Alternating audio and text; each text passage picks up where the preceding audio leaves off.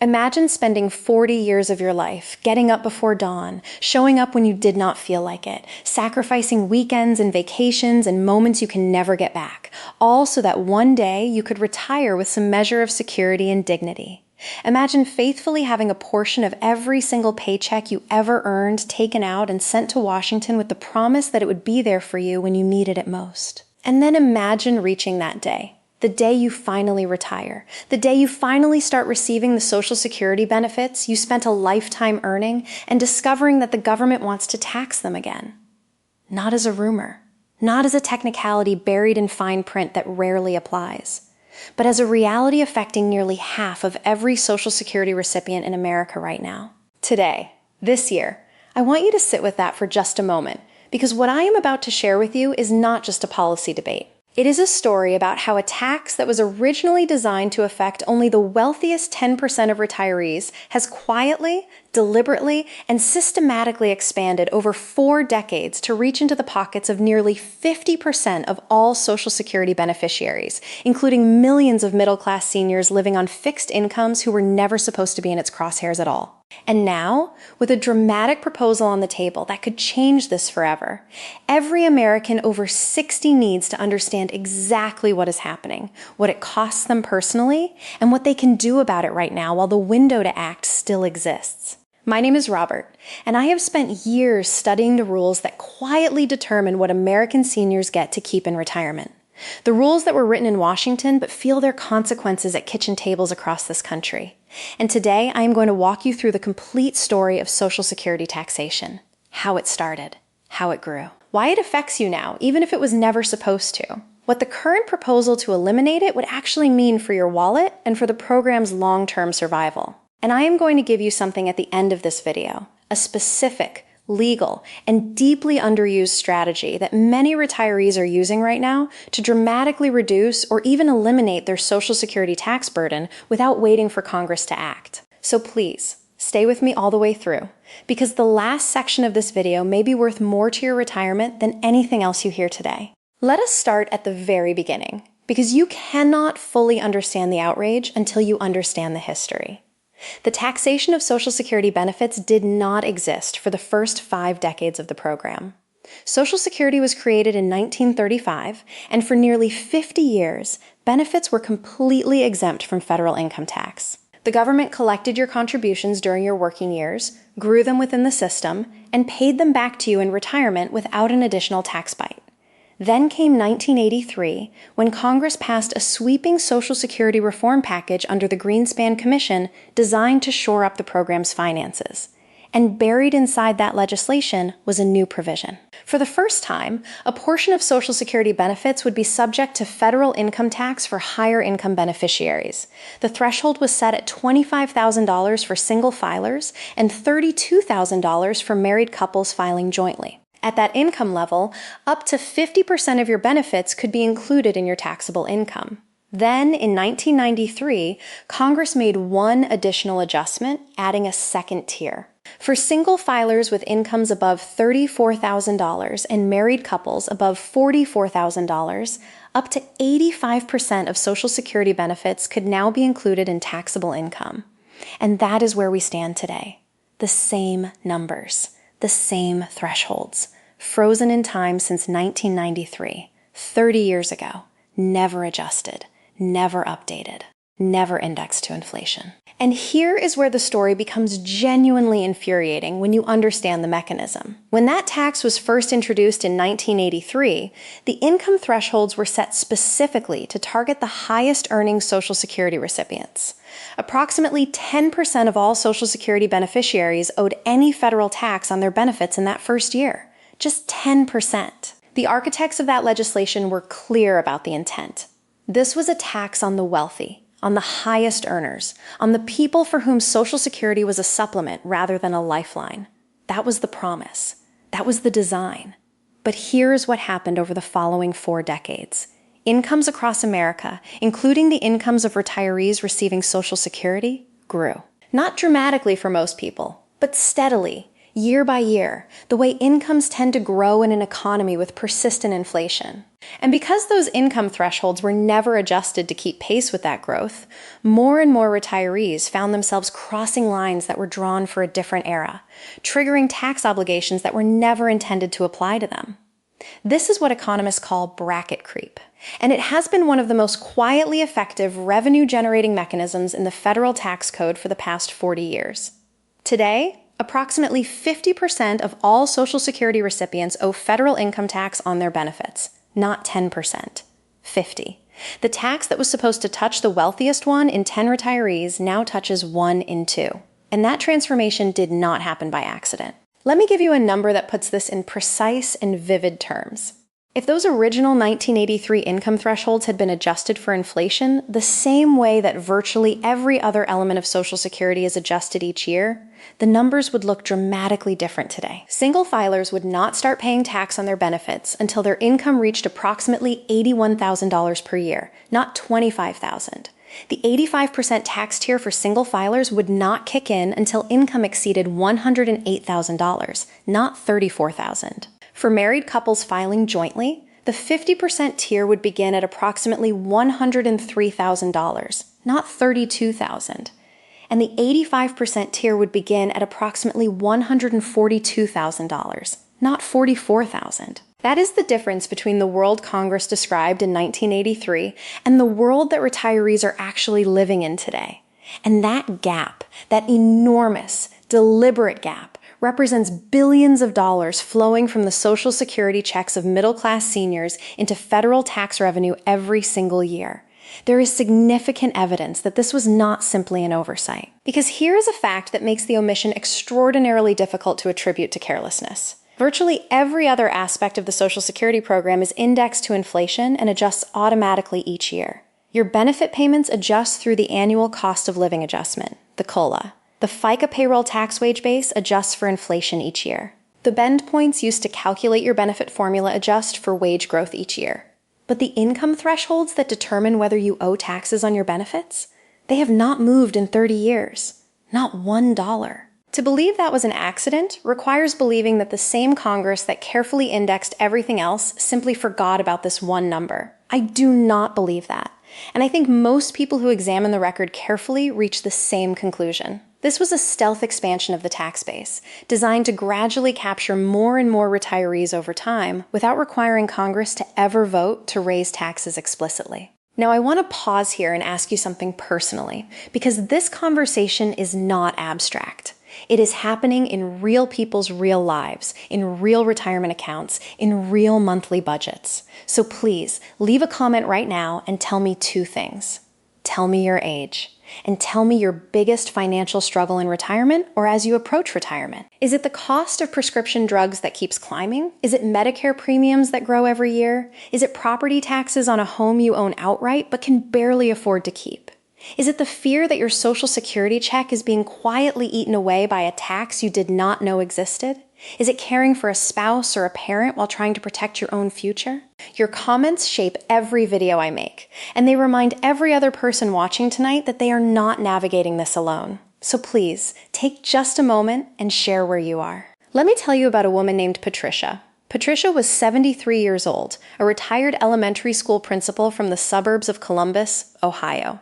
She had worked for 36 years, retired at 68, and was receiving a Social Security benefit of approximately $2,200 per month. She also had a traditional IRA that she had rolled over from her school district's retirement plan, and at 73, she had reached the age where required minimum distributions, the mandatory annual withdrawals the IRS requires from traditional retirement accounts, had become unavoidable. Her required minimum distribution for the year was $48,000. Patricia knew that RMD would count as taxable income.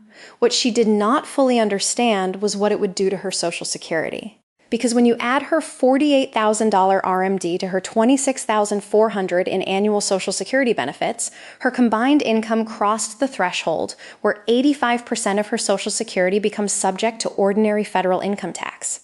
Patricia received a tax bill that year that genuinely shocked her. She called her daughter in tears, convinced she had done something wrong, convinced somehow this was a mistake.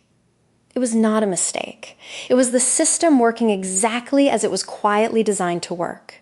Patricia had saved responsibly into a traditional retirement account her entire career, and that responsible saving was now triggering a tax bill on benefits she had also earned responsibly. She felt, as she told me, like she was being punished for doing the right things. Now contrast Patricia's situation with a man named Dennis. Dennis was 71 years old, a retired electrician from Georgia. He had made a decision midway through his career, after attending a financial literacy workshop at his union hall, to shift a portion of his retirement contributions into a Roth 401k rather than a traditional one. He did not fully understand all the implications at the time. He simply understood that Roth accounts were funded with after-tax dollars and that withdrawals in retirement would be tax-free. When Dennis retired and began taking monthly withdrawals from his Roth account to supplement his Social Security income, those withdrawals generated no taxable income whatsoever. His combined income for federal tax purposes consisted only of his Social Security benefits. After applying the standard deduction, his federal income tax liability was zero, not reduced. Zero. Dennis and Patricia lived in similar homes, drove similar cars, lived similar lives. But their tax situations in retirement were fundamentally different because of the type of retirement account each one used during their working years. And the difference was not because Dennis was smarter or more disciplined. It was because someone sat down with him and explained how the rules worked before it was too late to act on them. That is exactly what I am going to do for you right now. Before I show you the most powerful strategy for reducing or eliminating your Social Security tax burden, I want to make sure you understand exactly how this calculation works, because most retirees do not, and that lack of understanding costs them real money every single year. The IRS does not look at your Social Security benefit alone when determining whether it is taxable. They look at something called your combined income, also known as your provisional income. Your combined income is calculated by taking your adjusted gross income, adding any tax-exempt interest you receive, and adding half of your total Social Security benefits for the year.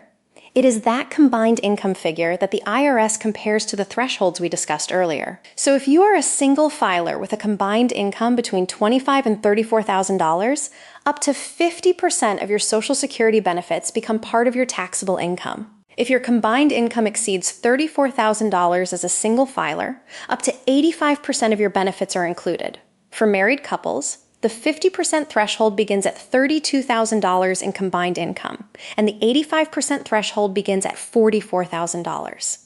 And those numbers, again, have not moved in 30 years. Which means that even a relatively modest required minimum distribution from a traditional IRA, layered on top of a typical Social Security benefit, can easily push a retiree across both thresholds in a single year, often without them ever realizing it was coming until they open their tax return.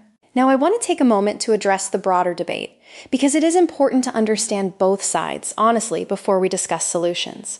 There are two legitimate arguments being made about Social Security taxation right now, and you deserve to hear them both clearly. The argument against taxing Social Security benefits, which is the position underlying the current proposal to eliminate these taxes entirely, rests on several pillars. First, there is the double taxation argument. You paid into Social Security with after-tax dollars throughout your working life. Your employer also paid in on your behalf. The system collected that money, held it, and is now returning it to you in the form of monthly benefits. Taxing those benefits again, the argument goes, is taxing money that has already been taxed once, which violates one of the most fundamental principles of a fair tax system. Second, there is the dignity argument. Nearly 10% of American seniors currently live below the federal poverty line, and millions more live paycheck to paycheck on fixed incomes in which Social Security represents the majority or the entirety of their monthly budget. Adding a tax to that income, the argument goes, directly undermines the program's core mission of providing retirement security and dignity to people who worked hard and contributed faithfully. Third, there is the argument raised by economists like Steve Forbes regarding working seniors. Many Americans over 65 continue working part-time, contributing to the economy, paying payroll taxes, and growing the Social Security Trust Fund. Simultaneously taxing their benefits while they continue paying into the system strikes many as fundamentally unfair. On the other side of the debate, the argument for maintaining Social Security taxation centers largely on fiscal sustainability. And this argument is serious and deserves to be taken seriously.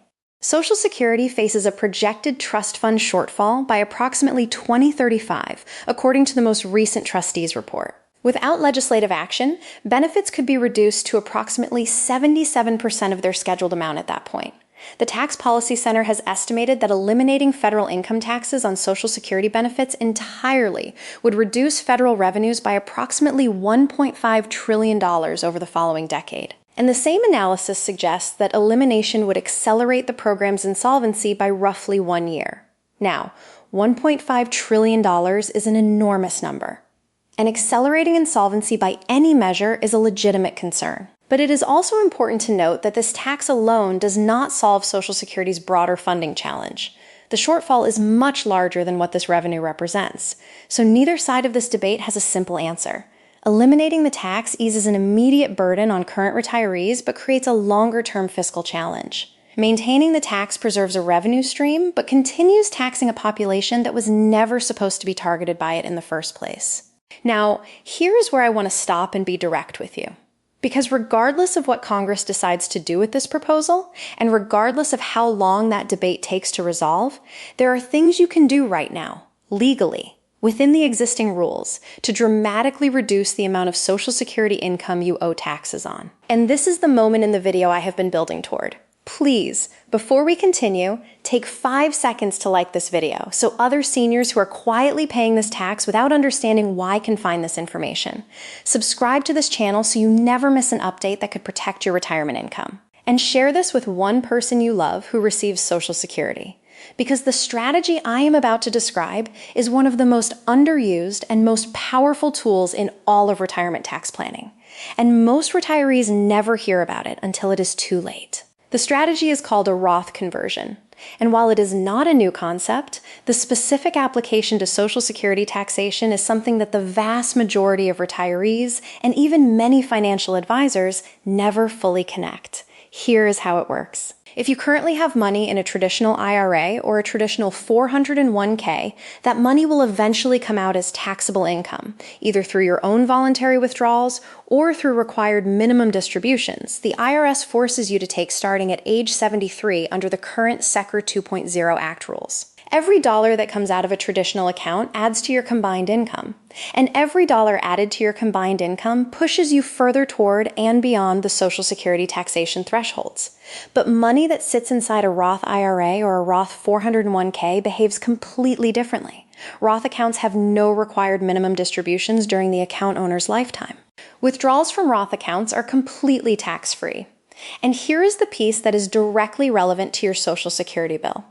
Roth withdrawals do not count toward your combined income calculation for purposes of determining Social Security taxability, which means a retiree who draws primarily from Roth accounts can keep their combined income low enough to either eliminate or dramatically reduce the portion of their Social Security that is subject to tax. The strategy of gradually converting traditional IRA or 401k funds into a Roth account during the years between retirement and the onset of required minimum distributions, particularly during years when your taxable income is relatively low, is called a Roth conversion ladder.